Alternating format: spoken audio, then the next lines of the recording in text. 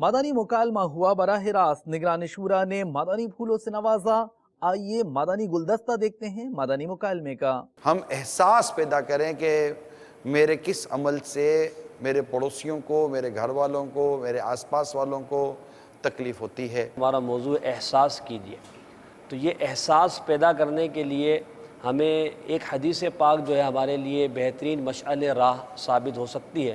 صحیح بخاری شریف کی حدیث ہے، کتاب الایمان میں حضرت انس رضی اللہ تعالیٰ عنہ روایت کرتے ہیں، کہتے ہیں کہ رسول اکرم نور مجسم شاہ بنی آدم صلی اللہ علیہ وسلم نے فرمایا، لا یؤمن احدکم حتی یحب لاخیہ ما یحب لنفسہ، یعنی تم میں سے کوئی بھی شخص تک اس وقت تک کامل مومن نہیں ہو سکتا جب تک اپنے لیے جو پسند کرتا ہے وہ اپنے مسلمان بھائی کے لیے پسند کرنے والا نہ بن جائے۔ کامل ایمان والا اور کامل مسلمان وہی شخص ہے کہ جس کی زبان سے اور جس کے ہاتھوں سے دوسرا مسلمان محفوظ رہے۔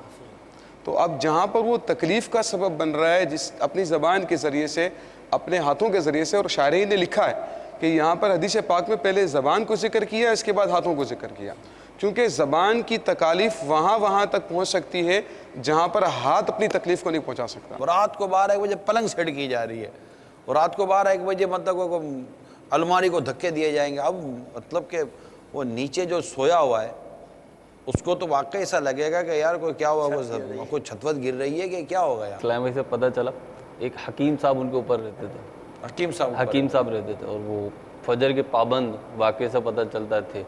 اب فجر کی نماز کے بعد جو ہے نا وہ دوائیاں اور جڑی بوٹیاں اٹھنا شروع کرتے تھے، تو بتاتے کہ 10 بجے تک ہماری سونے کی ٹائمنگ ہوتی تھی، میری 11 بجے ڈیوٹی ٹائم تھا، تو نیند کا ستیہ ناش ہو جاتا تھا، اور جو بچے بیچارے آرام کر رہے ہیں ان کو پھر معاملات الگ ہوتے تھے۔ آوے گا ہوا بھی کڑا ہوا ہے، سب اپنی اپنی کر رہے ہیں، ہر آدمی کو اپنی اپنی پڑی ہوئی ہے۔ ہر آدمی بولے گا میں اپنی کروں نا، میں دوسروں کی کیوں کروں۔ پارکنگ فل ہو چکی ہے، مگر جو دوسرا گاڑی لے کر آیا ہے وہ ایسی گاڑی اس جگہ پہ لگاتا ہے کہ دوسری گاڑی کو وہ ڈیمیج کر کے دوسری گاڑی کا مڈ گارڈ توڑ کر بھی وہ اپنی گاڑی کھڑی کر دے گا۔ نیت اگر ہم کریں کسی بھی کام کو کرنے سے پہلے تو کیا وہ احساس جگانے میں معاون بن سکتی ہے؟ امیر اہل سنت نے اپنے مکان عالی شان کے وضو خانے کے اوپر اتنا بڑا بورڈ لگایا ہوا ہے، یہ بورڈ لگا ہوا ہے، لکھا ہوا ہے سبحان اللہ عز وجل، انشاء اللہ عز وجل، صلی اللہ علی محمد، اور نعت شریف وغیرہ کی آواز مدھم رکھیں کہ صرف آپ کے کان سن سکیں۔